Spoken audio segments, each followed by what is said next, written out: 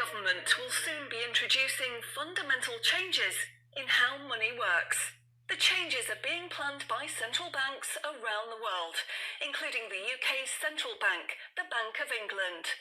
These changes, once introduced, will affect everyone.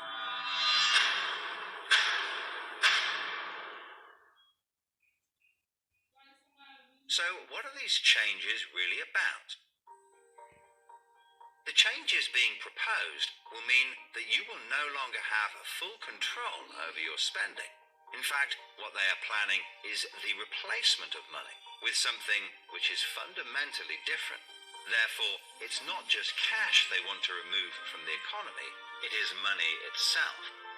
Pay attention, because if the new monetary system is allowed to happen, it will be very difficult to reverse and could mark the beginning of the end of human freedom. In order to explain the changes that are being planned right now for your tomorrow, let's explain a little bit about how your money works today.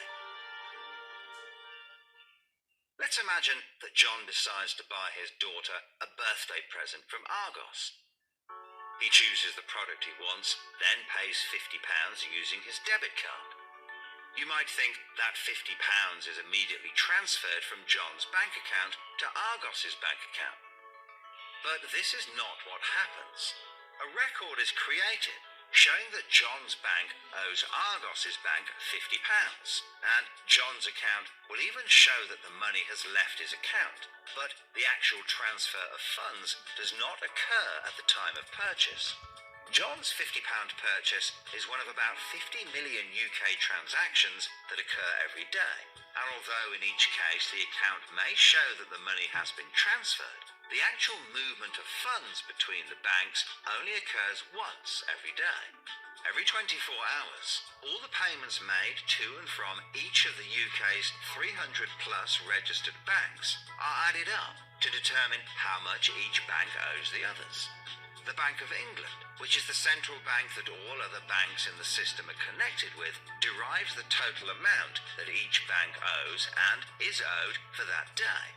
The Bank of England then intermediates and exchanges funds between all the other banks.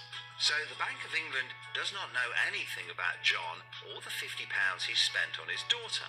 John's money is just a tiny part of a huge transfer of funds. This means that the only organisation that can see what John does with his money is his own bank. The central bank cannot see what John spends his money on or when he spends it. And John's bank is under an obligation not to share details of his spending with anyone. This means that, rightly, there is a good degree of anonymity and privacy over what John decides to spend his money on. This, in turn, means that a government or central authority, such as the Bank of England, cannot directly restrict John when he uses his debit card, because it has no visibility of what John is doing with his money. If John had paid for the present with £50 of cash, then the purchase would be completely anonymous. Nobody, including John's bank, would know what he had spent his money on. So, cash transactions are truly anonymous, and debit card transactions have a high degree of anonymity, because only your bank can know about them. So, what is this new system? The name of the new system is called Central Bank Digital Currency, or CBDC. It sometimes has other names, such as smart money. Here's how it works. Let's imagine that John, again, decides to buy his daughter a birthday present from Argos. His mobile phone has a smart money wallet or app on it, from which he pays £50 for the product. The app communicates directly with the central bank, the Bank of England, and the money is transferred from his digital wallet to Argos's digital wallet in less than a second. The transfer of funds occurs at the time of purchase, and the transaction is recorded and approved by a centralized computer system on a centralized blockchain.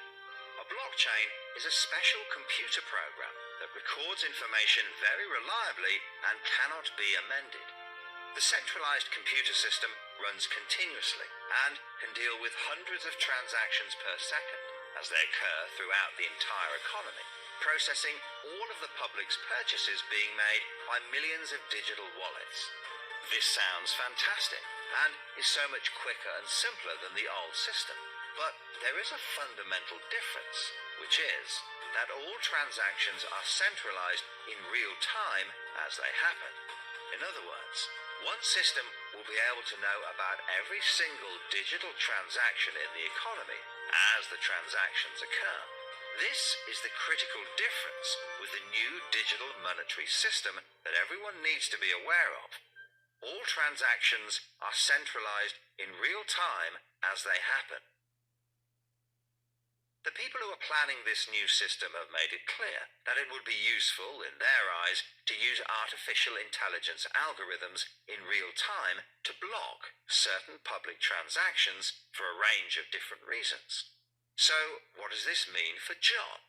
Let's just say there is another lockdown, and the government want to stop the public moving about the country. With this new system, they could introduce a simple change. That would mean John's wallet would only work if he was located within a certain distance of his own home. Argos is 2 miles from John's house, and he decides to go and buy his daughter a birthday present. He attempts to pay £50 for the product with the app. The app communicates directly with the Bank of England's computer system, and the system rejects John's payment before it is made, because the system knows that John is 2 miles from his own home, and John's wallet has been limited to spending within just 1 mile. John cannot now buy anything unless he moves closer to his own home. His money is now useless if he wants to go anywhere. Why doesn't John just use cash? That would be a good solution for John as long as cash is still in use. So, how might this new system be introduced? The Prime Minister called an emergency meeting today to discuss the unprecedented slide into economic recession in the UK and global economies. Inflation is out of control, and high interest rates are causing thousands of house repossessions. All cash points and over-the-counter cash services are now frozen, and millions of people face losing their life savings as a number of high street banks are declared insolvent. The government and the Bank of England are accelerating the introduction of a new central bank digital currency, which all bank customers in the UK will be able to receive in exchange for their existing money, which in many cases is now unobtainable from their bank accounts. The government say that the new digital money will help the economy recover from recession and will be used to bail out public and corporate money currently held in millions of bank accounts by banks that are at the point of collapse.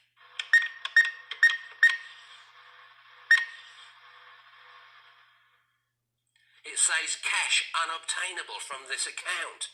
It's frozen our money. Bleeding hell, John. How much have we got in the house? We've only got £120, and when that's gone, nothing. I don't believe it. The bank's frozen our money. We've got £25,000 in that account, and no way of getting it back. Download your central bank CBDC wallet app today and get bonus digital pounds free. If you exchange your existing bank funds into your digital currency wallet now, you will receive free digital pounds for each account you exchange. You can then spend from your digital wallet by using your phone app, exactly like a debit card.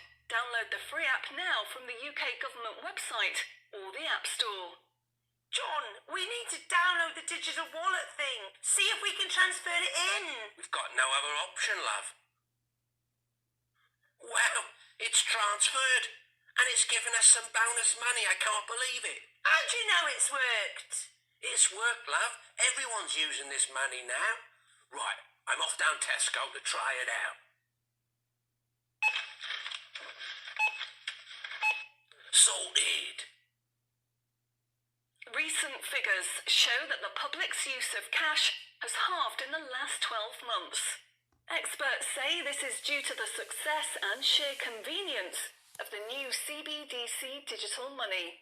The government has announced that all cash will be phased out completely over the next 3 years. I can't remember the last time I used cash. It seems so cumbersome and old-fashioned, fiddling about with coins every time you want to buy something. It's much easier now.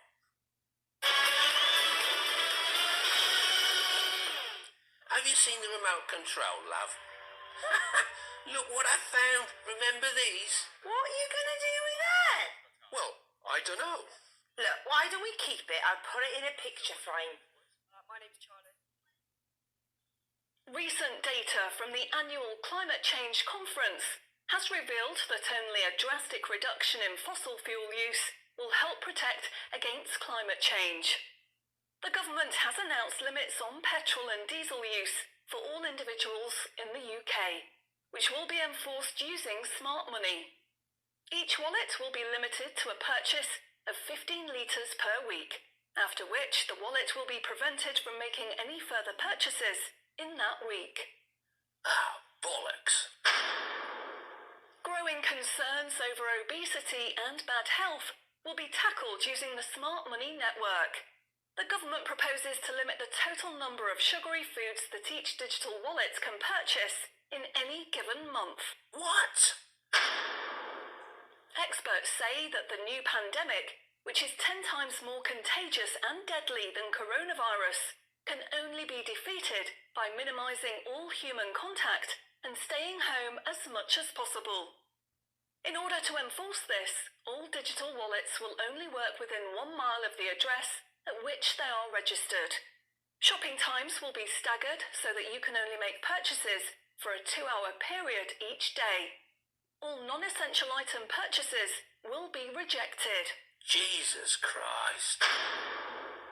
The government, in a move to stimulate growth in the economy, is trying to ensure that all benefit money paid out to the public is spent within an appropriate time period. From the 1st of August, all benefit payments, including the new social credits, should be spent within 2 months of receiving them. Benefit money will expire and be of no use if it is not spent within the 2-month period. Blimey, they're putting a shelf life on money.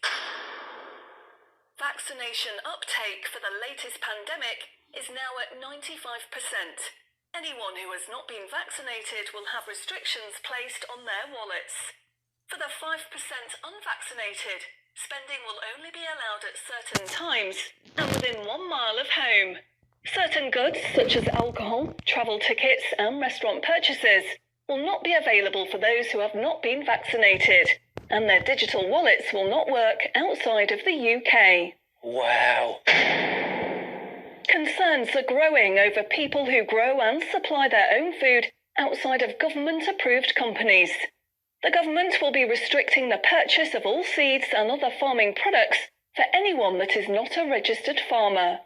What are they doing that for? The government is trying to reduce the amount of red meat people eat in their diet for environmental and health reasons. Digital wallets will only be allowed to purchase 8 ounces of red meat per week. How much is 8 ounces? In order to protect the environment, the government is introducing limitations on the amount each wallet will be able to spend on the following products: aerosol cans, single-use plastics, coal, meat, chocolate, fish, and coffee. What about fags?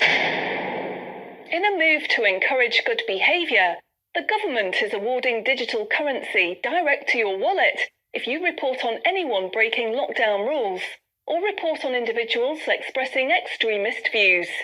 Anyone deemed to be expressing extremist views may in turn have restrictions placed on their wallets. What's that mean, extremist views? If you give up your cash, you will give up freedom for yourself, and you will give up the freedom of generations to come. It's not the convenience of the new money that is important. What is important is the fact that centralized administration of smart money could be used to control every aspect of your life. Say yes to keeping cash and say no to centrally controlled smart money. What they are going to propose is not money. It is a social control system. Please spread this message.